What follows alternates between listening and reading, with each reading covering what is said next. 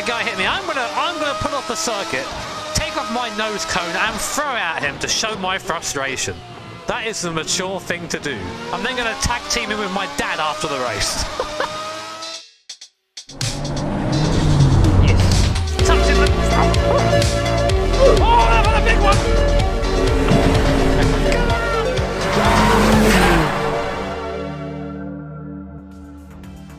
Hey guys, a very tired and very achy Jimmy here, and welcome back to another video. I don't know how many of you guys do recording or streaming, but you get a preview window with OBS Studio, and God, I look terrible.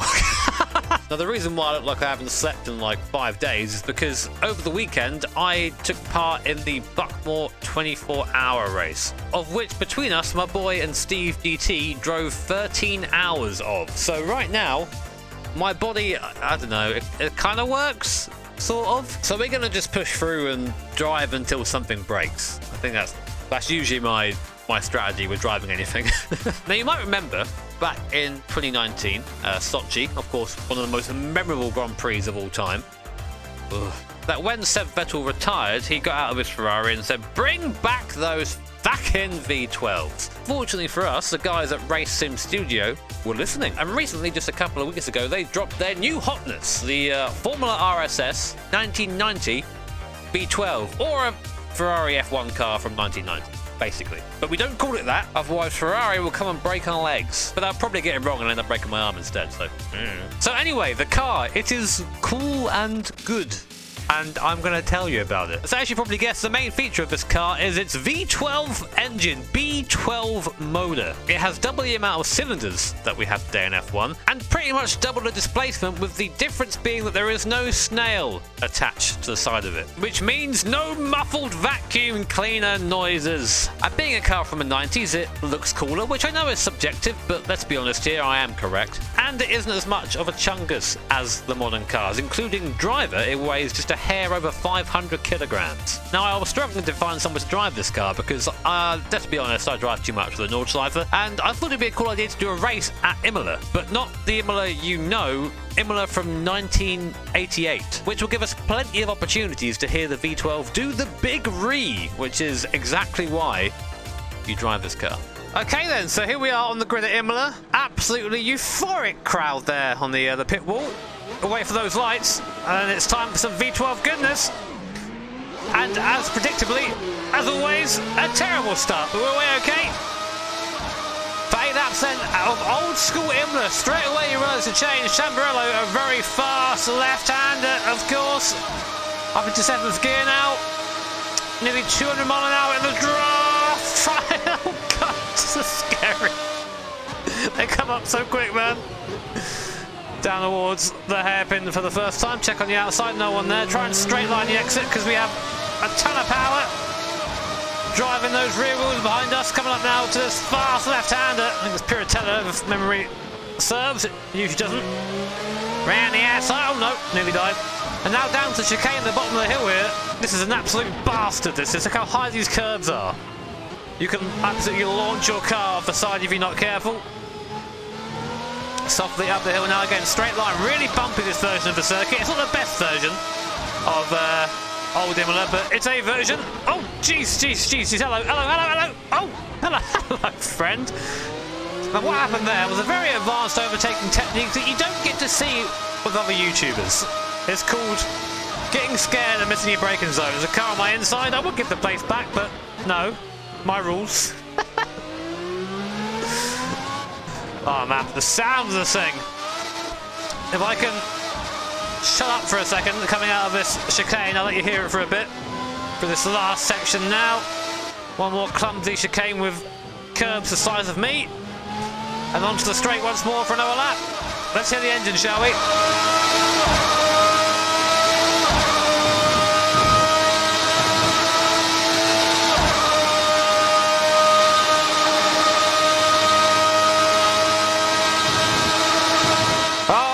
Sounds good. It sounds absolutely fantastic. Exactly what I expected it to sound like. And again, another great job by the guys at RSS, just getting sounds spot on. How's it drive though? Well, like a 90s F1 car is how it drives. There is a lot of grip But again, it's not like modern F1 where every corner is a lift and a downshift. This thing is, you have to really slow down and make use of the weight of the car, or lack of weight in the car I should say. Again, 500 kilos this thing, so quite manoeuvrable at low speed. Scrambling from grip over the rise there. Coming up to the chicane. Again, look how high these curbs are. You can barely touch them. You can sort of nibble them a little bit. But as soon as you start ramping up the car, there's lots of very naughty and uninteresting things. I say uninteresting because you're not alive long enough to be interested afterwards. Down to the bottom here, missing the apex, because that's what absolute champs do. And now I have a strange sensation that I want to buy a Fiat Uno. How about you guys? Oh, check it out, nice car up there.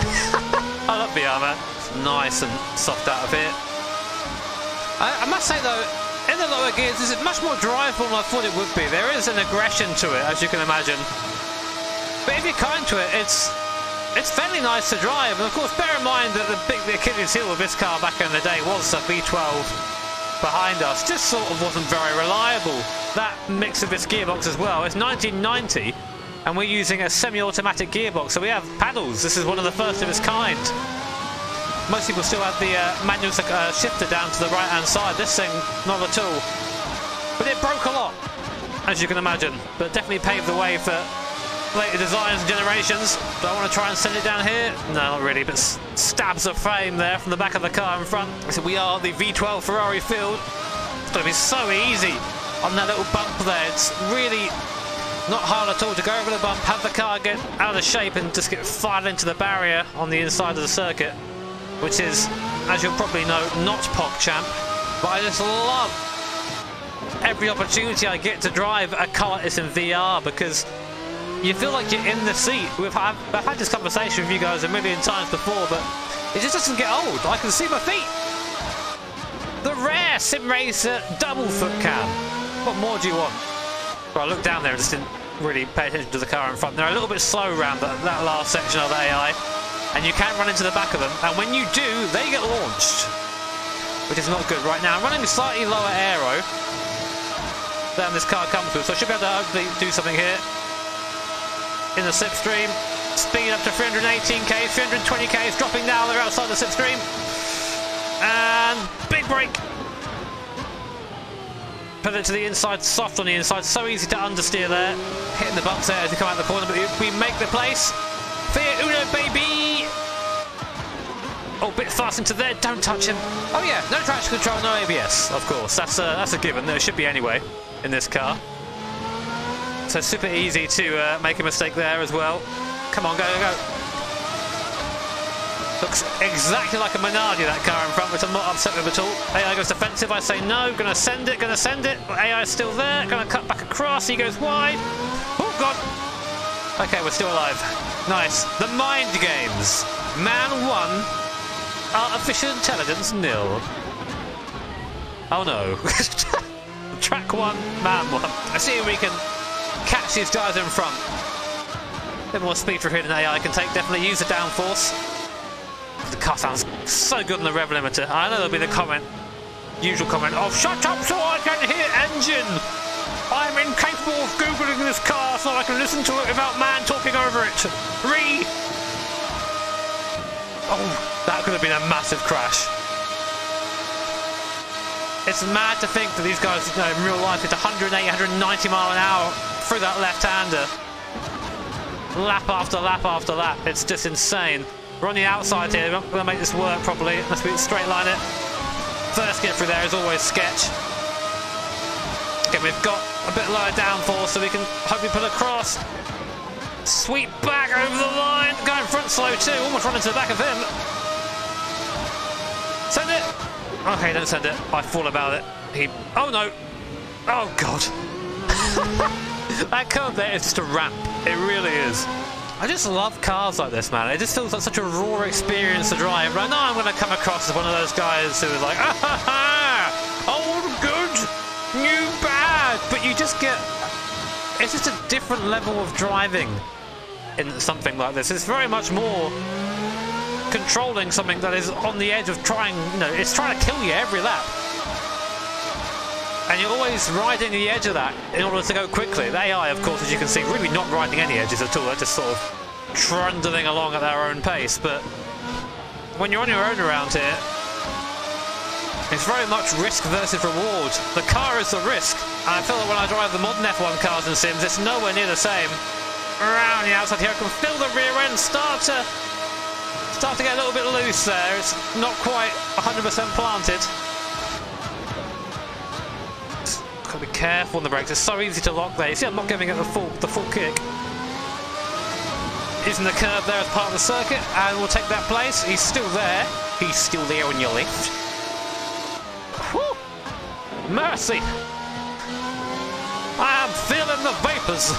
Man revs engine. Orgasms live on video. Arrested. That's my career right there. Oh, God, they slow down so much for that. That's why I pulled to the left. No, don't do it! Got my virginity gloves on today for that reason.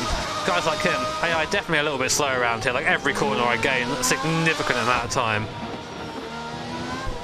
Oh, I say that! Oh my God!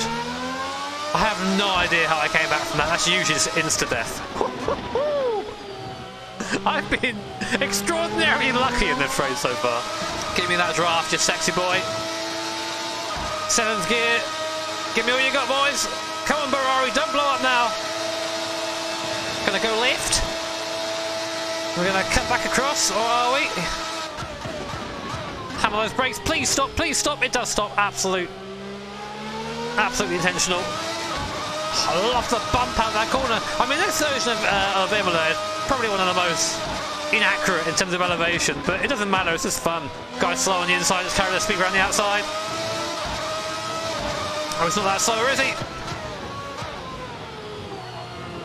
Yoink! Oh no, he's still there! Oh, he's hit me! The bully! How dare that guy hit me? I'm gonna pull off the circuit, take off my nose cone and throw it at him to show my frustration.